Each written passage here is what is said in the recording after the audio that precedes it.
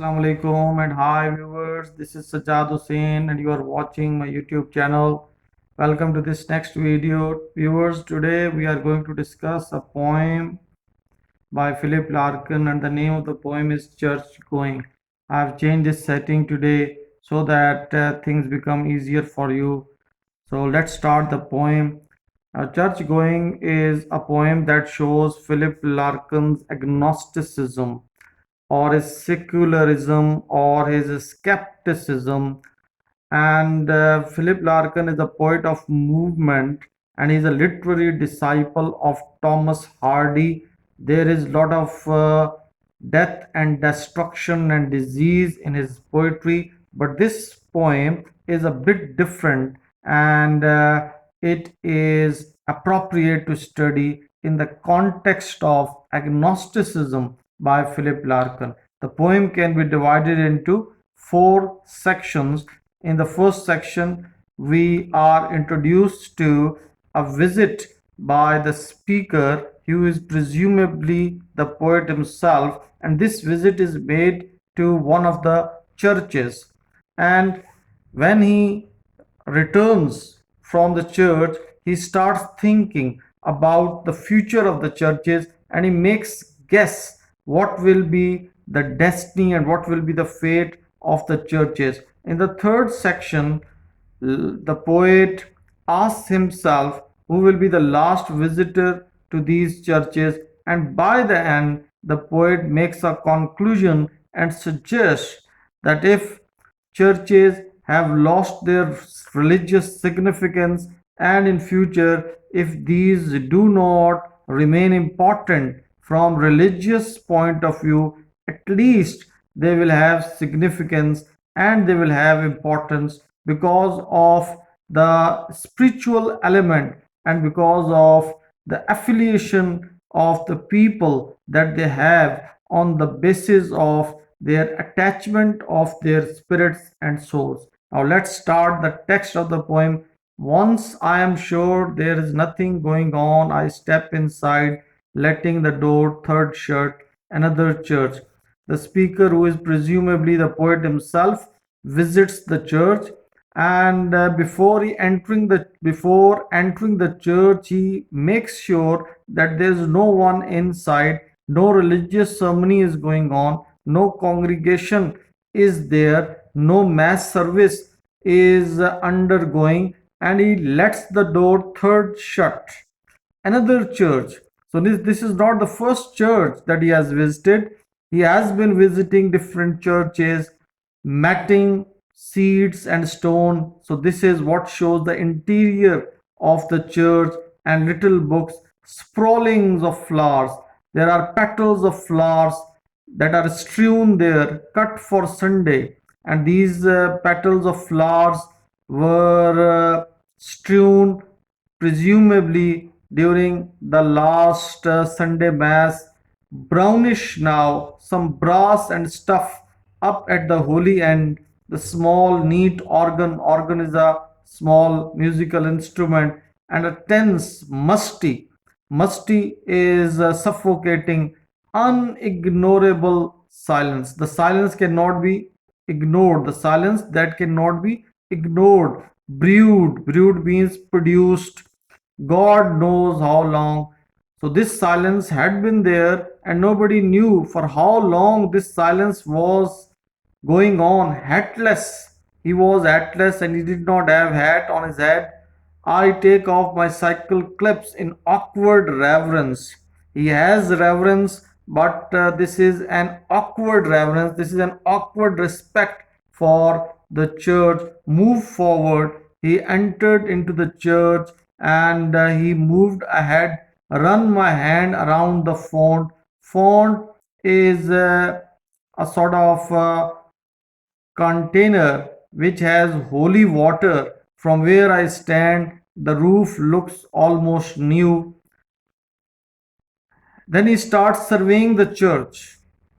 He finds out that the place where he is standing right now gives a new look to the church, and perhaps the roof has been renovated. Perhaps it has been restored, cleaned or restored. Either it has been cleaned or it has been restored, but he is not sure about it. So he asks himself this question. Someone would know, I don't. He is not a frequent visitor to this church. He has come there for the first time, so he doesn't know the history of the church.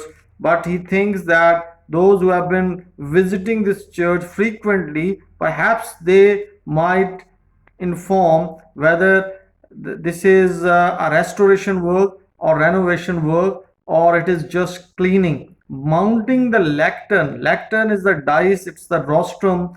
I peruse, I read a few hectoring large scale verses that are in large font, and pronounce here endeth. Here endeth means Amen, much more loudly than I had meant. So he pronounced Amen after reading those verses much more loudly. The echo snigger briefly, and there was an echo produced when he said Amen, and a snigger, an awkward, a derisive or a mocking laughter was heard. Back at the door, I sign the book. He returns to the door in order to go out, and he signs the book. He records his impressions in the book that is placed there. Donate an Irish sixpence. He also donates some money, Irish sixpence. Reflect the place was not worth stopping for. And this is the thought that he has got after this visit to the church. This is the thought that has come to his mind. He comes to the realization that the place was not worth stopping for, that this place was not worthy to be stopped there. In fact, he should not have stopped there. Now you see that there are mixed feelings in the heart and mind of the speaker. Sometimes he praises the church, and he praises the inside of the church, the interior of the church, and he seems to be attracted by the things and by the belongings that are placed there. And the very next moment he becomes skeptic, and he becomes doubtful, and he seems to have agnostic feelings, and he believes that this church does not have any relevance, and it does not have any significance, and it should not have stopped there. Yet stop I did. The place was not worth stopping, yet he stopped there. In fact, I often do, and this is not the first time that he has done so. He has been visiting these churches very often, though he has visited this church for the first time, but this is his regular practice of visiting the churches frequently, and always end much at a loss like this. However, whenever he visits the church, he is always at a loss. At a loss means he is always confused, wondering what to look for, wondering to, and there are different thoughts that come to his mind. Now, after the introduction of the church, and after the visit made by the speaker of this church, and after presenting its interior, and after referring to all the objects that are there, the poet has speculations, and the speaker has meditations, and he has deep thoughts. After the visit to the church, he starts thinking, when he starts wondering, and he starts thinking, when churches fall completely out of use, what we shall turn them into. Now this is the question that haunts him. He is of the view that there is a possibility that with the passage of time the churches will be out of use, and the people would stop visiting these churches completely, and these churches would become uninhabited, unfrequented, and these would present a sight of desolation. So, what would be the future in that case if we shall keep a few cathedrals chronically on show? Now, this is his first impression. He is of the view that some of the bigger churches, cathedrals are the bigger churches, should be preserved, and chronically, historically, these should be kept, and their parchment and plate and pyx. Parchment is the paper, and plate and pyx, these plate is a sort of dish, and pyx is a container in locked cases. These are the relics, and these are the holy things that are associated with the church.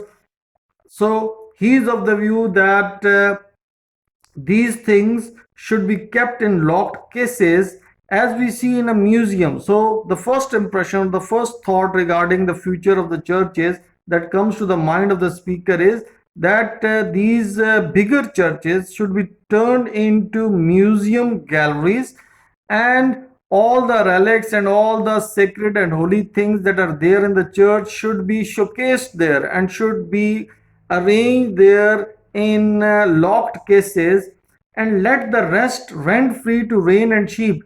And the outside of the churches can be left, and it can be left there for rain and sheep. And the rain and sheep means that the sheep can graze there, and the outside of the churches is not that much important. Shall we avoid them as unlucky places? And this is the question that the speaker asks himself, that is it a possibility that these churches will not be visited as unlucky places? Because when the speaker is of the view that after people give up visiting these churches, these will change into ruins, and these will change into deserted places, and these will change into uninhabited places. So these will obviously become unlucky places. Or after dark, will dubious women come to make their children touch a particular stone? Yes, when people stop visiting these churches will become places of superstitions. And dubious women, doubtful women having doubtful nature, women who believe in superstitions, they will visit these churches, and they will ask their children to touch a particular stone, pick symbols for a cancer, and they will carry small stones for a cancer, and these women would believe that the cure of cancer lies in the stones, or on some advised night, or these women on a particular night see walking a dead one. This is a medieval superstition that women in the medieval age believed that during particular night their near ones and dear ones, and the souls of their near ones and dear ones, can be seen walking around the church. So this is how the poet predicts the future of the churches. He is of the view that either the churches would change into museums where holy things associated with the church would be placed in different cases, or dubious women and superstitious women and suspicious women would visit these churches, and they will also bring their children with them, and they would ask them to touch different stones, and they would also pick samples to cure cancer, and on an advised night, on a particular night, they will visit the place in order to see the souls and spirits of their dead near ones and dear ones. So the poet is of the view that power of some sort or other will go on, that the churches will have power of some sort in games, in riddles. Riddles are puzzles, seemingly at random. At random means not in an order, but superstition like belief must die. When the churches will not be places of belief, these would change into places of superstition. However, the poet is quite aware of the fact that superstition would also vanish and it would also die and it would also subside. And what remains when disbelief has gone?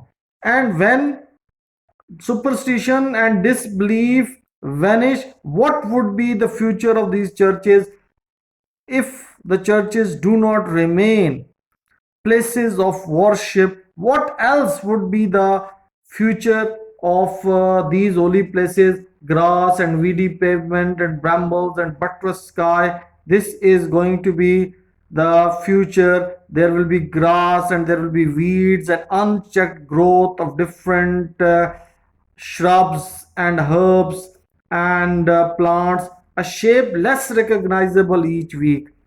And obviously, the churches would demolish with the passage of time and the structure would be less recognizable. It could not be identified each week, a purpose more obscure, and the buildings would fall down and the buildings would lose their attraction and would lose their original architecture, and the purpose for which these buildings of the churches were made would become obscure, would become not clear. I wonder who will be the last, the very last. In now, in the third section of the poem, the speaker, who is presumably the poet himself, as I have already told you, makes a guess regarding the last visitor to the church. Who will be the last, the very last to seek this place for what it was? He makes guess. One of the crew that tap and jot and know what rood lofts were. Rood lofts are the galleries in the church. Tap and jot. Tap and jot. Jot means write down. So a person who taps and jots is a person who has or who is interested in the knowledge regarding the history of the church. Some Rowan Bibber. Some Rowan Bibber means one who loves to explore ruins.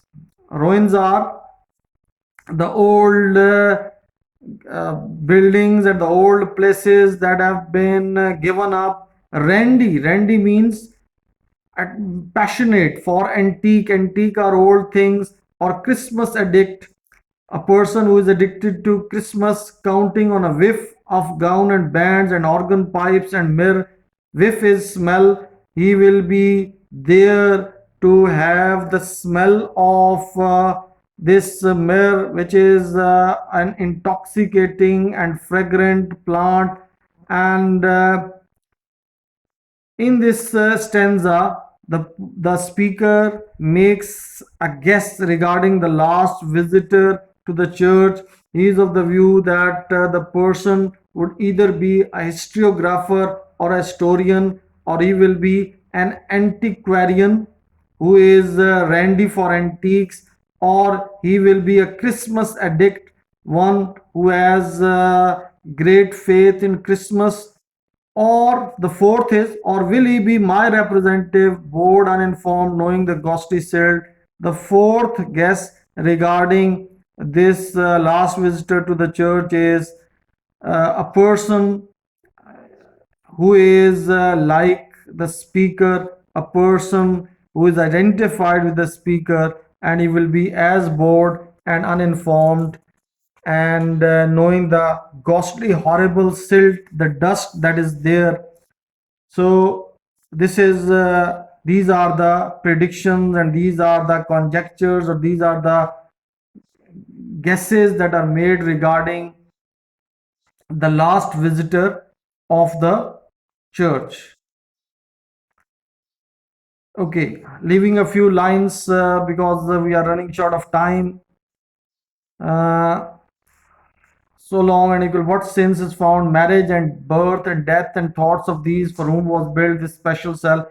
For though I have no idea what this accorded frosty born is worth, it pleases me to stand in silence here. Now this is important, and this is the divided mind, and this is the enigma, or this is the dilemma, and this is the confusion that is there in the mind of the speaker.